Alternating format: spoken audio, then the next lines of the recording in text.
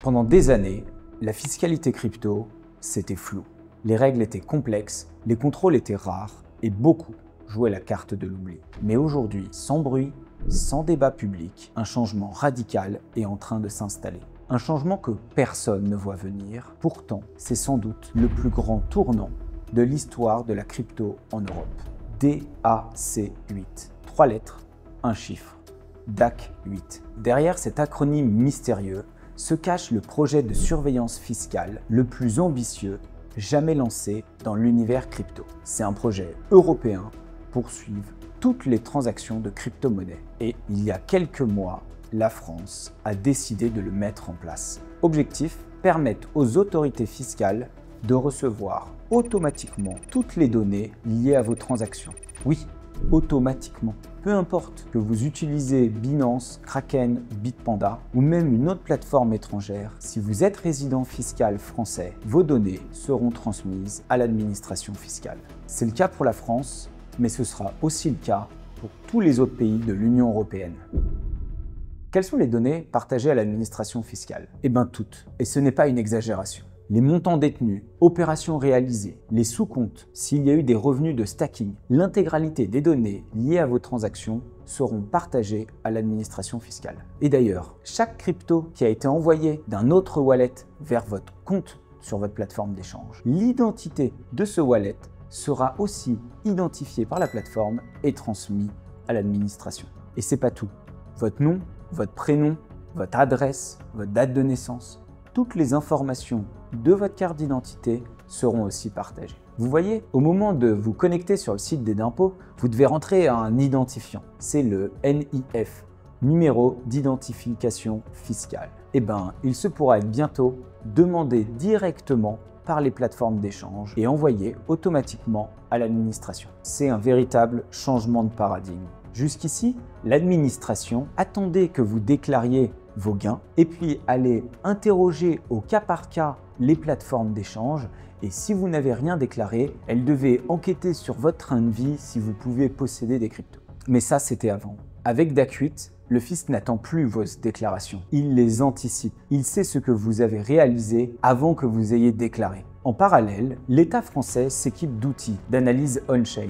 Il a des projets de partenariat avec des entreprises américaines comme Chainalysis ou Taxbit. Tout est en train de se mettre en place pour reconstituer vos mouvements.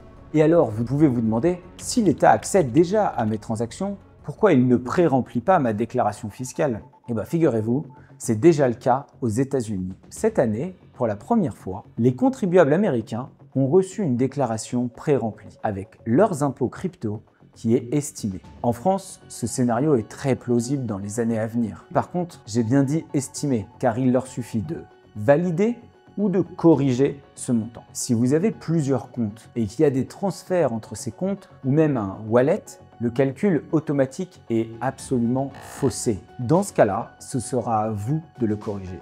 Si celui-ci est sous-estimé, vous encourrez des redressements fiscaux, mais par contre, s'il est plus important, ce serait dommage, vous paierez beaucoup plus d'impôts que le montant qui est dû. Et justement, parlons des risques. On distingue deux types de risques, le risque fiscal et le risque pénal. Et les deux peuvent se cumuler. Les sanctions fiscales sont les amendes, les redressements, les intérêts de retard ou les majorations.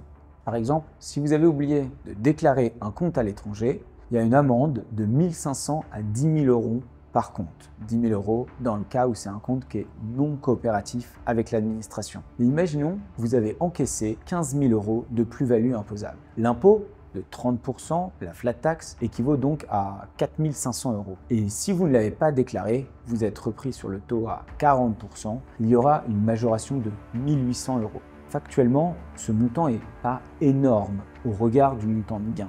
Mais le vrai coût, c'est le stress associé, les frais d'avocat, prendre un outil pour resuivre toutes ces transactions, les mois d'attente, les allers-retours avec l'administration fiscale. Et c'est ça, le coût de la sanction fiscale. Mais ce que vous voulez absolument éviter, c'est la sanction pénale. Aux yeux de l'administration fiscale, si vous n'avez pas déclaré vos gains et que vous utilisez un wallet, un mixeur, un VPN, cela montre pour eux que vous cherchez à dissimuler votre fraude fiscale. Et là, vous encourez jusqu'à 5 ans de prison et un demi-million d'euros d'amende. Si celle-ci est avérée comme une faute fiscale aggravée, ça monte jusqu'à 7 ans de prison et 3 millions d'euros d'amende.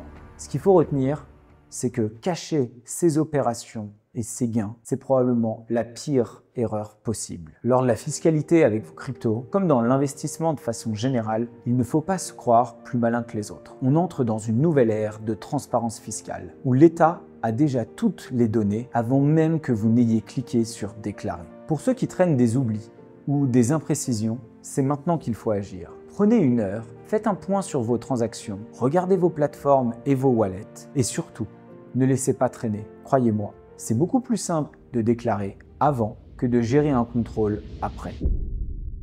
Si vous n'avez jamais déclaré vos gains en crypto ou vous voulez comprendre comment ça fonctionne, j'ai fait une synthèse ultra claire. Je vous la mets en description. Si cette vidéo vous a permis de réaliser l'importance de la déclaration et qu'autour de vous, des proches se posent également des questions, n'hésitez pas à leur partager cette vidéo. C'était Pierre, à mercredi prochain. Ciao!